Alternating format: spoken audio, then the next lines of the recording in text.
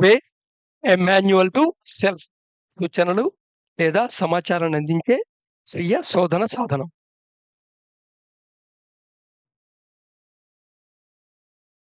So, if you have to break the tourney of కర్మ memory, కాబట్టి మీరు మీ కర్మ స్మృతి యొక్క నిరంకుశత్వాన్ని ఛేదించాలంటే, ఎందుకంటే ఎవరినైనా బంధించి ఉంచామనుకో, దాన్ని నిరంకుశం చూపించారంటారు కదా! స్వేచ్ఛ లేకుండా చేస్తే ఏమంటాం? నిరంకుశాంతంగా ప్రవర్తిస్తున్నారు అంటాం కదా! మరి ఈ కర్మ యొక్క బైండింగ్ వల్లే కదా! మీరు ఈ ఎగ్జిస్టెన్స్‌లో ఉండిపోయింది. మళ్ళా 21 ఎటర్నిటీసు, కొన్ని లక్షల కోట్ల జన్మలుతో అలా ఎగ్జిస్టెన్స్‌తో పాటు ఎవల్యూట్ అవుతూ బయటికి రావాలా? నేచురల్ పద్ధతిలో రాద్దాం అనుకుంటున్నారా? లేదా అక్కడ ఈ గేమ్‌లో ఒక ఆప్షన్ ఉంది. ఏమిటి ఆప్షను? డివైన్ ఫ్రాగ్మెంట్ మీదుండే ఏదైతే బంధనం ఉందో గైడ్ చేయకూడదని, బంధనం రిమూవ్ చేయబడింది ఆల్రెడీ. సో, ఎవల్యూషన్ ఆర్క్‌లో డివైన్ ఫ్రాగ్మెంట్ యొక్క గైడెన్స్ తీసుకొని కర్మ నుండి బయటపడొచ్చు. అంటే మీరు కర్మను ఆల్‌మోస్ట్ ఆల్ నల్లిఫై చేయాలి. కర్మ పదార్థాన్ని విచ్ఛిన్నం చేయాలి. So you have to crack the karmic substance. Otherwise, since we have come here as a human being with this level of intelligence and awareness, it is tragic to forgo the great human power of choice. కాబట్టి ఈ కర్మ స్మృతి యొక్క నిరంకుశత్వాన్ని ఛేదించాలంటే మీరు కర్మ పదార్థాన్ని విచ్ఛిన్నం చేయాలి. లేకపోతే ఈ స్థాయి మేధస్సుతో, చైతన్యంతో మానవుడిగా, హ్యూమన్ బీయింగ్‌గా ఇక్కడికొచ్చి ఎగ్జిస్టెన్స్‌లోకొచ్చి మీరు ఎంపిక చేసుకునే గొప్ప మానవ శక్తిని వదులుకోవటం విషాదకరం గదా! ఇక్కడ నీకు ఆప్షన్ ఉంది. ఆప్షన్‌ని చూజ్ చేసుకోవాలి గదా!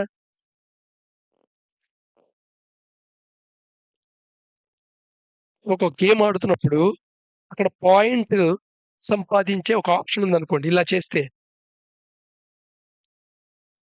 సో, పాయింట్స్ సంపాదించడానికి ఆ ఆప్షన్ తీసుకుంటావు గదా!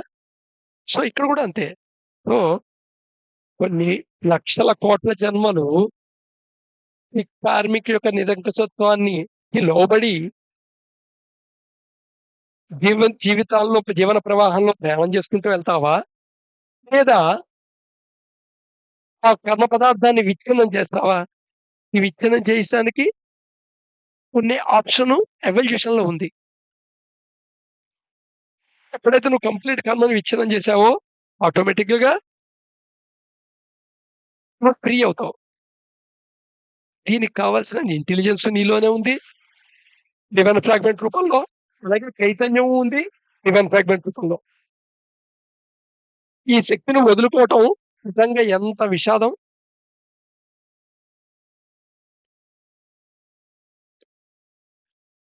On seeing perceptible world around మన చుట్టుపక్కల మనం పర్సీవ్ చేసుకోగలిగే ఆహ్, ప్రపంచాన్ని చూస్తుంటే we feel the content of spirituality as illusionary, imaginary content. ఈ ఆధ్యాత్మిక అనే దాని యొక్క కంటెంట్ ఉంది గదా! దాంట్లో చెప్పే విషయ విజ్ఞానం ఉంది కదా! అది ఏదో ఇల్యూషన్ గాను, ఒక భ్రమింపజేసే దాని కింద గాను, లేదా ఇమాజినరీ నీ ఊహాజనితమైన దాని గాను కనబడుతూ ఉంటుంది. And may not be existed at all. అసలు నీ ఉద్దేశంలో అదేమీ ఎగ్జిస్టెన్సే లేదు. Are friction. ఇదొక ఫ్రిక్షన్ అనుకుంటాం. లేదా మిత్ అంటాం దాన్ని. సో, ఈ మనం ఏదైతే పర్సీవ్ చేయగలమో, ఆ వరల్డ్‌ని చూసినప్పుడు మనం ఏం ఫీల్ అవుతుంటాం అంటే, మెటీరియల్సే ఫీల్ అవుతాం. మెటీరియల్ వరల్డ్ మాత్రమే మీరు ఫీల్ అవుతాం. చుట్టుపక్కల మనం మన ప్రపంచంలో మనం చూడగలిగే వస్తువునే చూడగలవు. వినగలిగే శబ్దాన్ని వినగలవు. ఏదైతే వాసన చూడగలిగే ఫ్రీక్వెన్సీ ఉందో దాన్ని మాత్రమే ఆ వైబ్రేషన్‌నే వాసన చూడగలవు. ఆ గాఢతలో ఉంటేనే నువ్వు వాసన చూడగలవు. నీ మొత్తం అంతా కొన్ని లిమిటేషన్స్ లోబడే నువ్వు అక్కడ ఎక్స్‌పీరియన్స్ కాగలవు. అసలు నువ్వనుకునే నీ ఫిజికల్‌కే చాలా లిమిటేషన్స్ ఉన్నాయి. ముందు ఆ లిమిటేషన్స్ తెలిసుండాలి. వాటన్నిటికి బియాండ్ ఈ ఆధ్యాత్మిక అనేది వాటన్నిటికి బియాండ్. ఎందుకంటే ప్రపంచంలో స్పేస్ ఎక్కువుందా? పదార్థం ఎక్కువుందా అంటే స్పేస్ ఎక్కువుంది. పదార్థం తక్కువుంది. నువ్వు స్పేస్‌ని ఏమీ లేదు అనే అజ్ఞానంతో పదార్థాన్ని మాత్రమే చూడగలుగుతావు. పదార్థాన్ని మాత్రమే పర్సీవ్ చేస్తావు. నువ్వు చూడలేవు కాబట్టి అది లేదంటావు. లేదా భ్రమంటావు. లేదా ఊహాత్మకం అంటావు. ఇదంతా మిత్ అంటావు. మూఢనమ్మకం అంటావు. Earth's time scale is a fraction of a moment on comparing with the time scale of cosmos. ఈ మొత్తం ఈ విశ్వం యొక్క టైమ్ స్కేల్‌తో పోల్చుకుంటే, ఈ ఎర్త్ యొక్క టైమ్ స్కేల్ అంతా చాలా గుర్తించలేని fraction.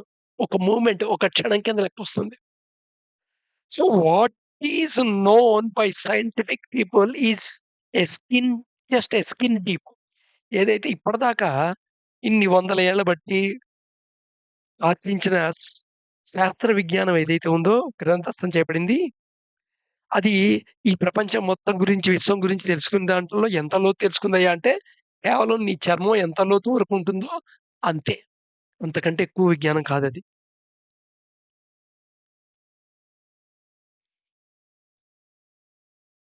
One should go through every plane of existence and understanding it. మనిషి ఈ ఎక్సిస్టెన్స్‌లో ఉండే ప్రతి ప్లేను గుండా వెళ్తూ దాన్ని అర్థం చేసుకోవాలి.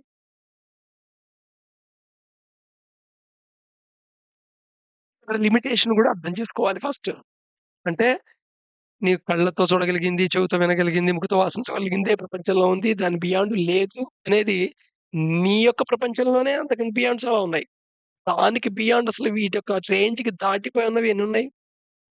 ఇప్పటికి మనిషి సైన్స్‌తో సాధించగలిగింది ఏమిటయ్యా అంటే, తన కళ్ళ రేంజ్‌ని పెంచగలిగాడు. కళ్ళతో చూడలేనిది సూక్ష్మదర్శినితో చూడగలడు. అలాగే చెవులతో వినలేనిది ఇంకో రకంగా వినగలడు. కమ్యూనికేషన్ నెట్‌వర్క్ ద్వారా. బొంబాయిలో మాట్లాడుతున్న వాళ్ళు ఇక్కడ సెల్‌మోట్‌లో మాట వినొచ్చు కదా! అలాగా. సో, వాడి వాడికున్న కేపబిలిటీసు ఎక్స్‌టెండ్ చేసుకోగలిగాడు కొంతవరకు. ఆ ఎక్స్‌టెండ్ చేసుకుంది కూడా నిజంగా ఈ విశ్వంలో చూడగలిగేది, వినగలిగేది వాటితో పోల్చుకుంటే చాలా తక్కువే. అలాంటిది ఈ కంప్లీట్ ఎగ్జిస్టెన్స్‌లో అన్ని ప్లేన్స్‌ని అండర్‌స్టాండ్ చేసుకోవాలంటే ఇవి సరిపోదు. బియాండ్ ఏదో సంథింగ్ కావాలన్నమాట. Consciousness rise above it. వాటి అబోవ్ కాన్షియస్ చైతన్యం అనేది ఏదైతే మెటీరియల్ ఉందో దాని అబోవ్ ఉండాలి first. On perceiving repetitive process ఈ లైఫ్ ఎక్స్‌పీరియన్సెస్ ఉన్నాయే, seem to have so many possibilities but few probabilities. ఈ రిపిటేటివ్ ప్రాసెస్ ఉన్నాయే, ఈ లైఫ్‌లో మనం ఎక్స్‌పీరియన్స్ అవుతున్నవి, అవి చూడటానికి ఎలా ఉంటాయంటే చాలా పాసిబిలిటీస్ ఉన్నట్టు కనబడుతున్నాయి. కానీ ప్రాబబిలిటీస్ చాలా తక్కువుంటాయి. పాసిబిలిటీ అంటే ఇదవ్వచ్చు, ఇదవ్వచ్చు, ఇదవ్వచ్చు, ఇదవ్వచ్చు. కానీ అయ్యే ప్రాబబిలిటీ ఒక్క పిల్లాడు ఏమవ్వచ్చు? డాక్టర్ అవ్వచ్చు, సైలెన్స్ అవ్వచ్చు, సన్యాసి అవ్వచ్చు, ఎందుకు పనికిరానవ్వచ్చు, బిజినెస్ మ్యాన్ అవ్వచ్చు, బందిపోటు అవ్వచ్చు. ఇలా లిస్టేసుకుంటే ఎన్ని పాసిబిలిటీలు కనబడతాయి? బోలెడు పాసిబిలిటీలు. కానీ ఒక్కొక్క దాని ప్రాబబిలిటీ తీసుకోండి. ప్రాబబిలిటీలు చాలా తక్కువుంటాయే. ఇప్పుడు నాకో కొడుకు పుడితే, ఆ కొడుకు విప్లవనట అయ్యే ప్రాబబిలిటీ ఎంతుంటుంది? ఒక టీచర్ అయ్యే ప్రాబబిలిటీ ఎంతుంటుంది?